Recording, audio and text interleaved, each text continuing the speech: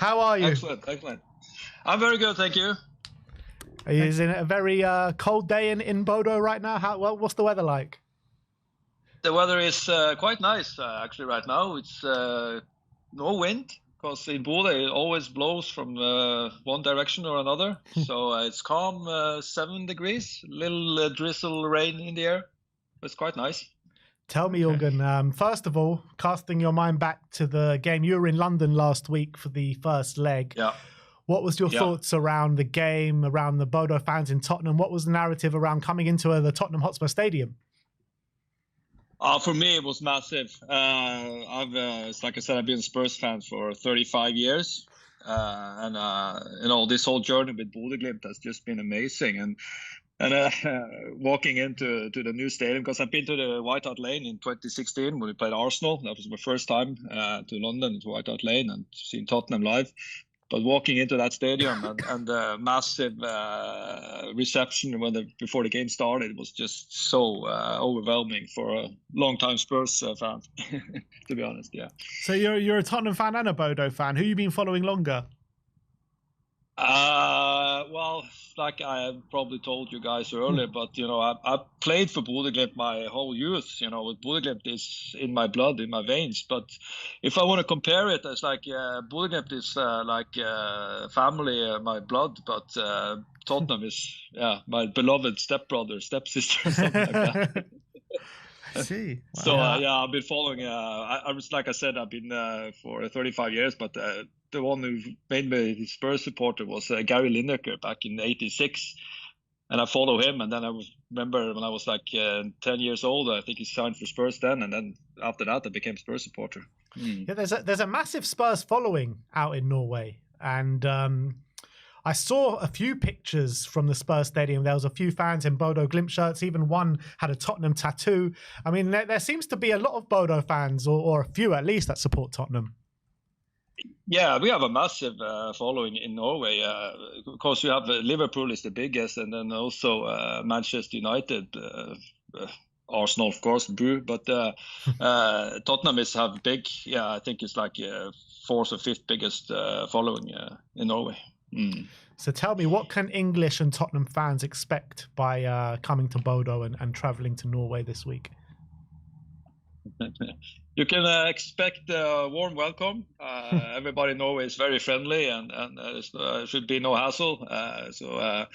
Of course, it's going to be a little bit colder than in London, but now it's springtime, so it's not so bad. The snow is gone, so I think it's gonna have a good time. But like I said, remember to wear warm clothes and raincoats, because it's going to be rain. There's no roof over the way end, so yeah, just remember that. Yeah, talk to me about what a massive occasion this is for Bodø, being in a European semi-final, considering the history of the club and the size of the club. Like, what would it do for the city and the town and the team if they were to go all the way in this competition? I can't even start to, it's so amazingly big. I think we're everybody's just like pinching their arms and saying like, is this really happening? It's like we're living in sort of a virtual reality sort of stuff, because we're not supposed to be here.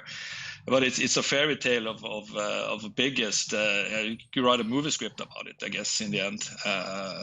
So of course it is extremely big. But I just feel like everybody walking around and saying like we don't understand what's happening, actually. Yeah, but it's something like. Do you feel like this is something Bodø have been building towards, because they've had a few decent European campaigns, haven't they, where they've gotten a few unexpected results against bigger teams in the Champions League and in Europa League, and they've obviously people have taken notice of Bodø, I think, over the years. But do you feel like this is a culmination of years of good work, or do you feel like this is just a once in a lifetime kind of thing? I think in the end that we're here right now is because of the club and the manager and the players have done an extraordinary job over years. They're working really hard, and it's like I said to some friends of mine, if Tottenham and the board and the whole club is working the same way as the BodGlimt does, we definitely win the championship. to be honest, because that's the whole thing that BodGlimt has reached this far, because we have worked together, the whole club, and I mean the whole club. Everybody is working in the same direction, and it is a whole bigger picture here, if you know what I mean. Mm.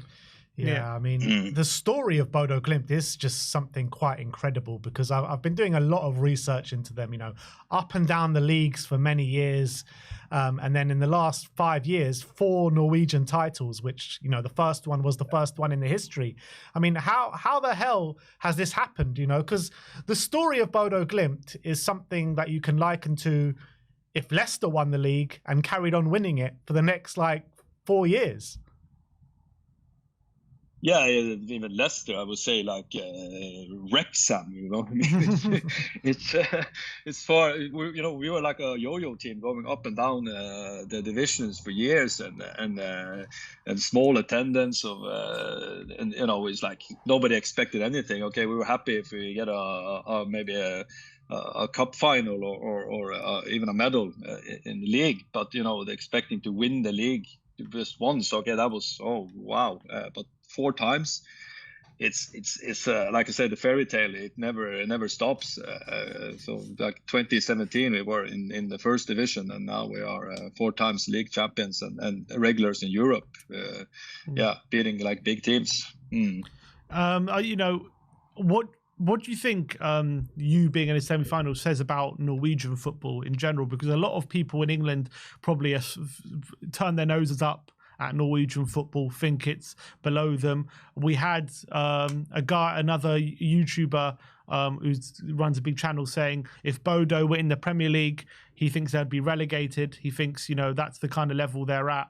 Do you think you're proving a lot of people that there is a lot of talent in Norwegian football and it's underrated? Yeah, but because we had some good players coming through on the international stage. We have Ødegaard, of course, and Haaland, and I feel like there's a little bit more buzz around Norwegian football now than it was like 5-6 years ago, maybe. So they've done a lot of good work on talents and bringing up from the youth systems and selling some good players abroad as well. So I think Norwegian football has definitely gotten I don't know what the English word, but excitement. We're working very good. Yeah, excitement. Yeah, that's the word. Yeah.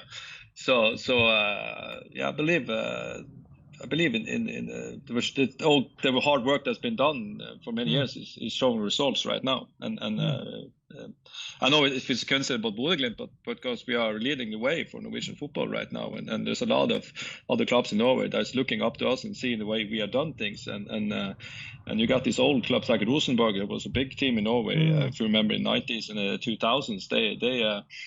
They have gone down on a slump, you know, but they are working their way up, and they're looking to BodGlimt now, see the way they have done the job, you know what I mean. How much hope did that goal in the last 5 minutes at the Tottenham Hotspur Stadium give the BodGlimt fans and the players? Because we're hearing a lot of fighting talk come out from the players after the game, and they're saying, you know what, they don't know what they're in for when they come to Bodø.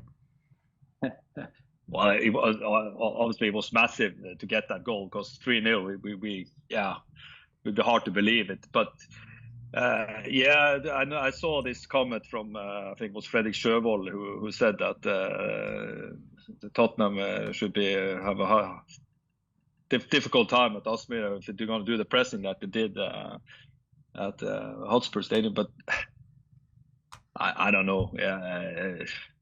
What was the question again? Sorry. How much hope did that goal give the fans? For the fans, big hope, of course.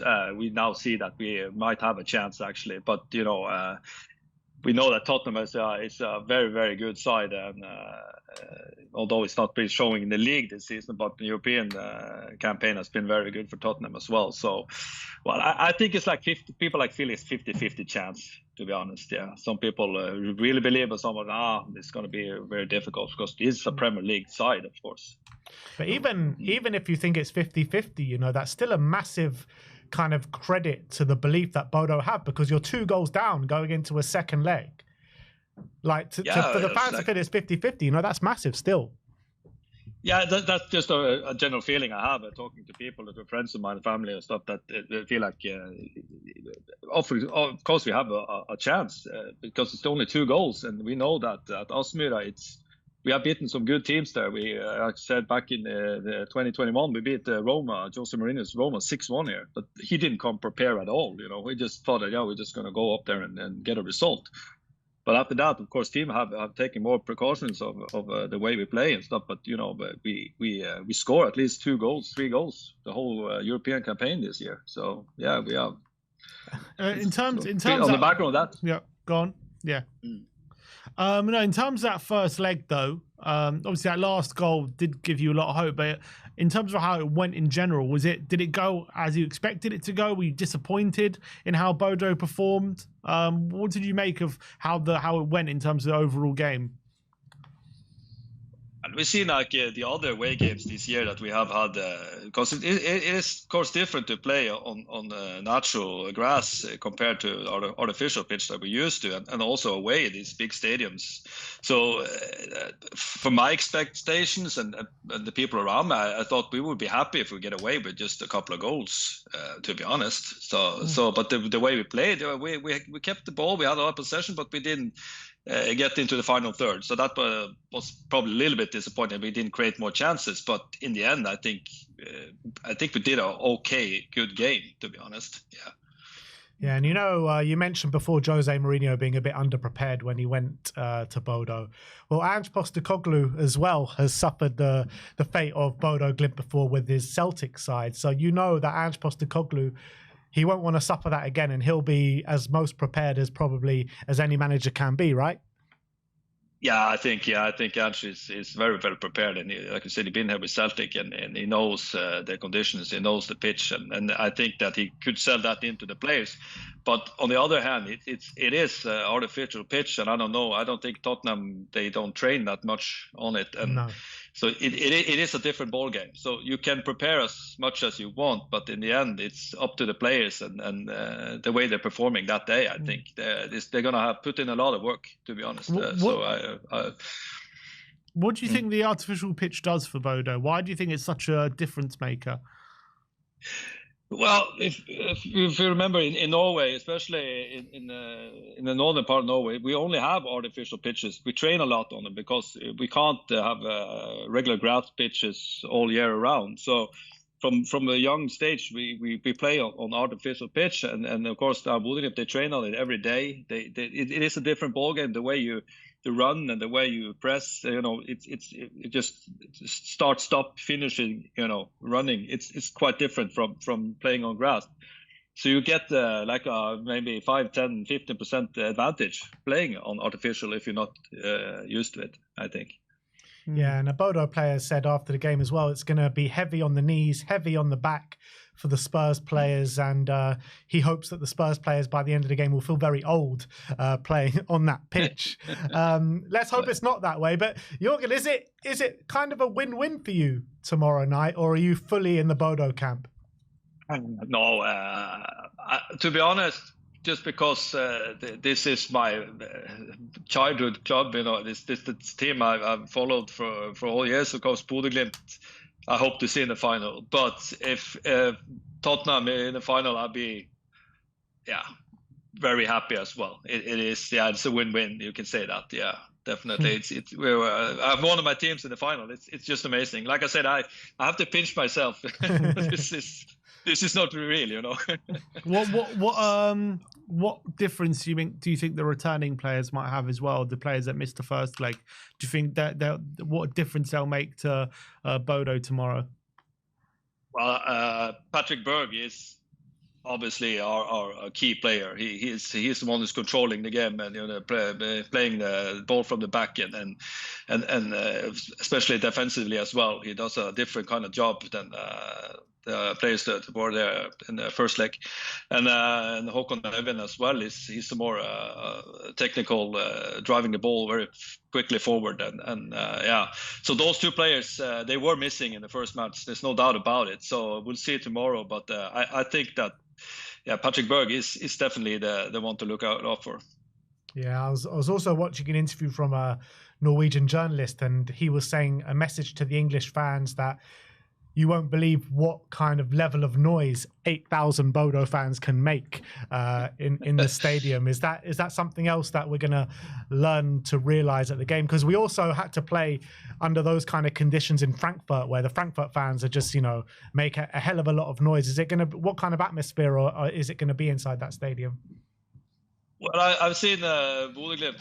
They made a newsletter that tell everybody Bodø is going to the game. They have to step up and really be there for this game. So, I don't know what. Of course, it's a different environment than like in London with the stadium and stuff. But it can be very noisy and for players, I think there's a different feeling about it when you play like that. I don't know if you. Playing in the lower league teams in the FA Cup, it's more like intense and closer to the pitch, and you can hear people talking to you more. Maybe, I don't know. so I think they're gonna feel it, but I don't know. We'll see. Yeah. Well, it's going to be a very, very intense game, whether you follow Bodø, whether you follow Tottenham. A massive day for both clubs tomorrow night. What do you think the score's going to be? Oh, it's a difficult one. My feeling, I think BodGlimt's going to get an early goal. And after that, maybe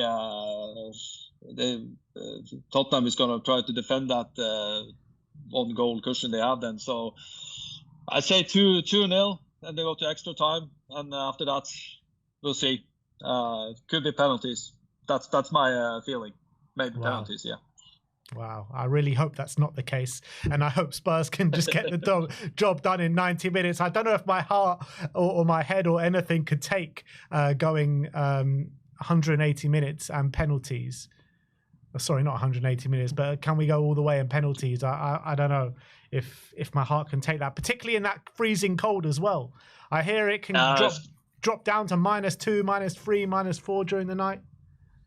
I don't think you see -degrees, but it's gonna be a big cold. Like I said, bring a good clothes and a raincoat. Get some snoods on the players. Get some snoods on. Yeah.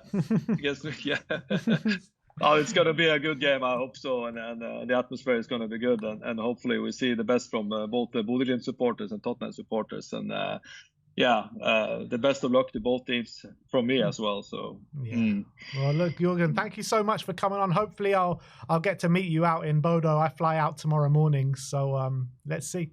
Yeah, just give me a shout. Maybe we can have a beer before the game. How much a pint out in Bodø? Oh, how the currency now?